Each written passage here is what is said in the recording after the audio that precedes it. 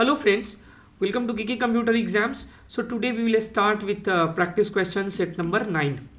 ठीक है,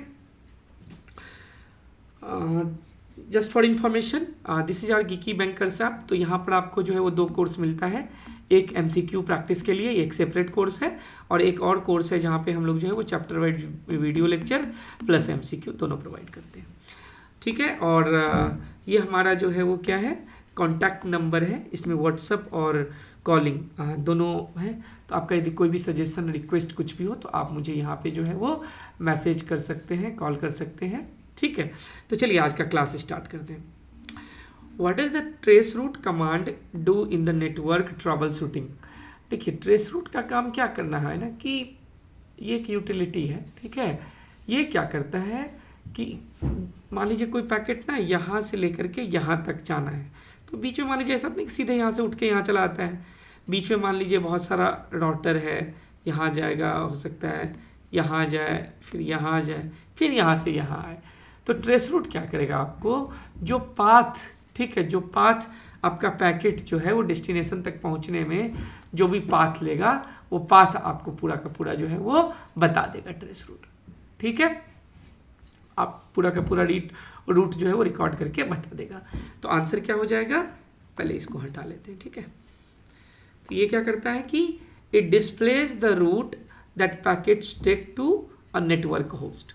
ठीक है, it displays the route that packet take to a network host. ठीक है, नेक्स्ट क्या है हमारा, what technology is primarily used to prevent eavesdropping on wireless network. Eavesdropping को रोकने के लिए जो है वो कौन सा टेक्नोलॉजी यूज करते हैं. तो इसके लिए ना जनरली हम लोग जो यूज करते हैं वो हम लोग करते हैं WPA2. WPA2 क्या है, ये होता है वाईफाई प्रोटेक्टेड एक्सेस टू.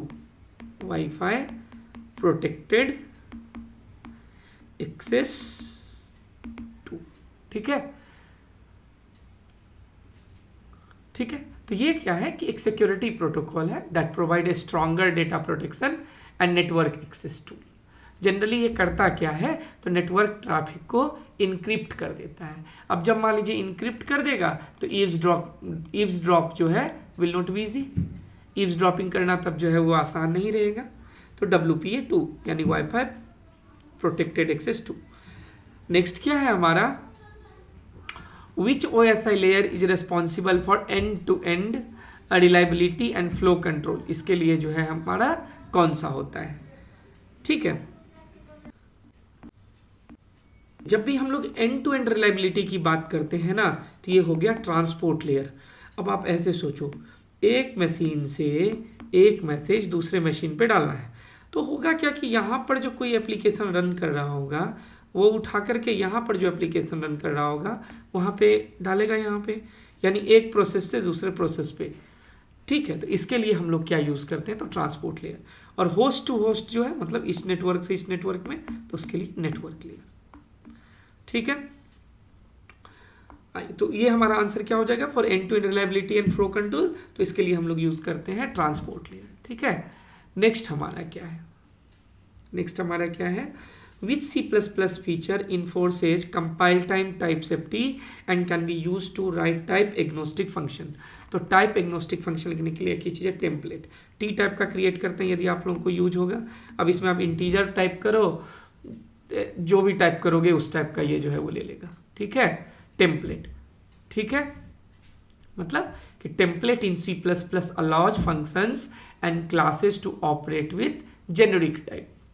ठीक है, तो आप बोल सकते हैं कि ये फीचर जो हमारा है वो क्या करता है कि work on different data type without being written for each one. आप हर टाइप के लिए अलग अलग से नहीं लिखोगे, आपने एक जेनरिक सा टेम्पलेट बना दिया है. अब आप उसमें जो भी पास करोगे उसके अकॉर्डिंग वो टाइप कास्ट हो जाएगा और फिर आप काम कर पाओगे. तो this is template. In C++ what is the volatile keyword indicate. Volatile का जो है वो क्या मतलब होता है, तो वोलाटाइल का मतलब क्या होता है ना, कि जब आप वोलाटाइल लगा देते इसका मतलब क्या कि वो कभी भी चेंज हो सकता है. ठीक है, ठीक है, तो हमारा आंसर क्या हो जाएगा इसमें, जैसे हम देखें, the variable can modified outside the program, the variable will not be optimised by the compiler. Compiler का उस पर पूरा कंट्रोल नहीं रहता है. ठीक है, तो हमारा आंसर दोनों हो जाएगा A and C. Which of the following not a valid use of static members in C++। देखिए स्टैटिक मेंबर्स क्या होता है कि are use to maintain data that is common to all instances of a class और to count object instances, not to hide method implementation for other classes. देखिए answer हमारा क्या हो जाएगा, ये to keep method implementation hidden from other classes. देखिए से मान लीजिए जब भी आप काउंटर का कोई प्रोग्राम लिखे होगे, मतलब आपको लास्ट मॉडिफाइड वैल्यू को प्रिजर्व करके रखना है, तो हम लोग स्टैटिक का यूज करते हैं। स्टैटिक सिर्फ एक बार ही इनिशियलाइज भी होता है, ठीक है, before the start of main function. और इसको आप हमेशा क्या करते हो कि आउटसाइड द हम लोग कोई मेथड जो है इसको इनिशियलाइज करते हैं। एक्सेस को जो है वो क्या होता है कि आप क्लास से ही कॉल कर लेते हैं, आपको इसके लिए ऑब्जेक्ट नहीं बनाना होता है, ठीक है। तो क्या है कि to keep a method implementation hidden from other class, तो हमारा है क्या कि note a valid use of C++। तो देखिए टू काउंट द, जो मैं बोल रहा था, तो to count the number of object instances तो सही है, to share method among all instances ये भी सही है, to maintain a value common to all instances सही है, हर बार इनिशियलाइज नहीं करना पड़ेगा। तो कौन सा सही नहीं है, तो ये वाला सही नहीं है, ठीक है, ये सही नहीं है, ये तीनों सही है। What is the primary function of the explicit keyword when used in a constructor declaration? ठीक है, कि हम जो है वो एक्सप्लिसिट कीवर्ड का यूज जो है वो क्या फंक्शन है, उसका प्राइमरी फंक्शन जो है वो एक्सप्लिसिट कीवर्ड का जो है वो क्या है, ठीक है। तो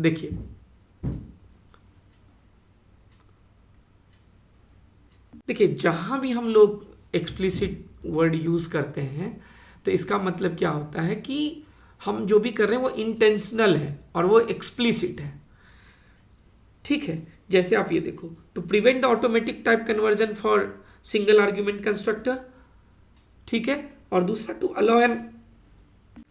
allow an object to be initialize using the constructor only if called explicitly. तो हमारा आंसर क्या हो जाएगा, बोथ बी एंड सी, ठीक है। Next, what does the slicing refer to in C++, ठीक है, स्लाइसिंग का क्या मतलब होता है।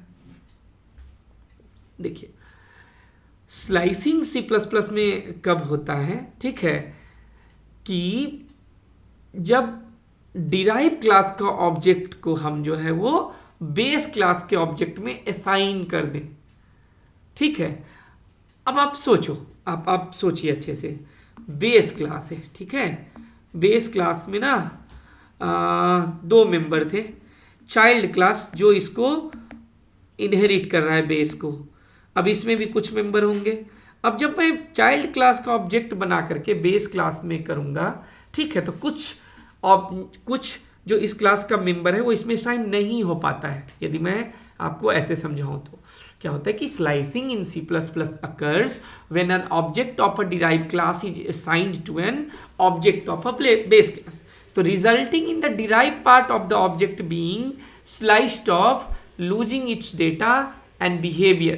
तो हमारा आंसर क्या हो जाएगा, the problem that occurs when a derived class is assigned to a base class object, losing part of the data, losing part of the data, ठीक है। In which scenario would you use the mutable keyword? Mutable keyword का use हम लोग कब करते हैं, देखिए mutable keyword का यूज हम लोग क्या मतलब कब करते हैं। देखिए म्यूटेबल कीवर्ड लगाने से क्या हो जाता है कि मैं ऐसे बोलूं तो the mutable keyword allows a member of an object to be modified even if the member function declaring it is constant। यानी एक कांस्टेंट फंक्शन यदि है, मेंबर फंक्शन है, ठीक है, तो वहां पर जो भी वैल्यू है, ठीक है, तो आप उसको मॉडिफाई कर सकते हो, ठीक है। The mutable keyword allows a member of an object to be modified even if the member function declaring it is constant, which normally would not permit modification of the data member।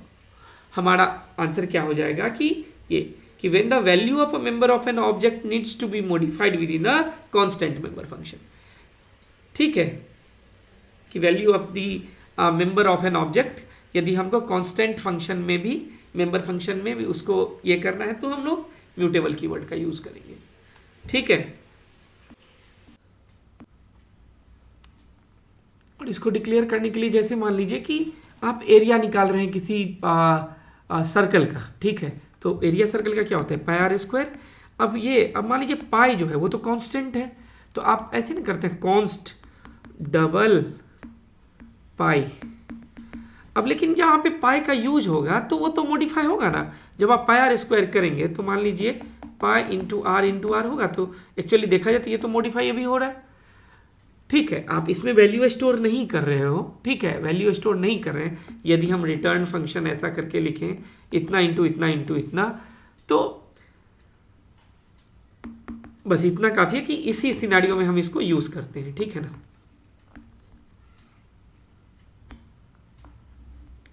Next क्या है, विच of the following correctly describe the behaviour of a virtual destructor in C++। Virtual destructor को जो है वो C++ में ये जो है वर्चुअल डिस्ट्रक्टर कैसे बिहेव करता है। ठीक है, देखिए वर्चुअल डिस्ट्रक्टर मेनली क्या होता है कि मान लीजिए कि जब आप डिराइव्ड क्लास के ऑब्जेक्ट को बेस क्लास के पॉइंटर से, ठीक है, आप डिलीट करेंगे तो उस टाइम में जो है वो वर्चुअल डिस्ट्रक्टर कॉल होता है। ये रहा आंसर हमारा, they are called when a derived class object is deleted through a base class pointer. What is the main disadvantage of using macros in C++। C++ का मैक्रोस में use करने का सबसे बड़ा डिसएडवांटेज क्या है, तो they are replaced by the preprocessor before compilation leading to the potential unexpected behaviour. ठीक है,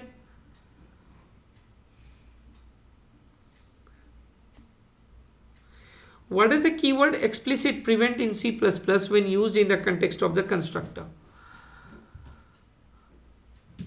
देखिए, what does the keyword explicit prevent in C++ when used in the context of constructor।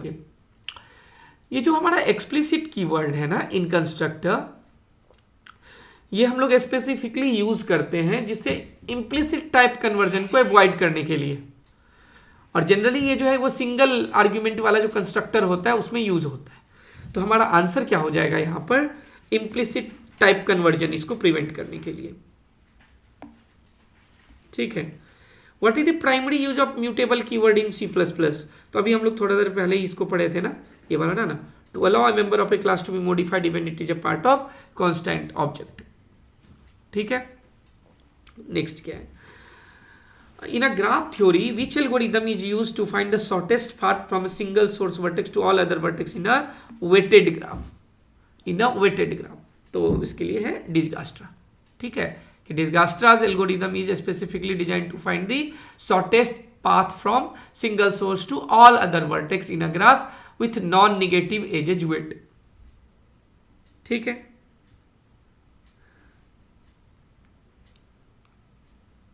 देखिए विच of the following is true about NP hard problem, कौन सा जो है वो इसमें ट्रू है।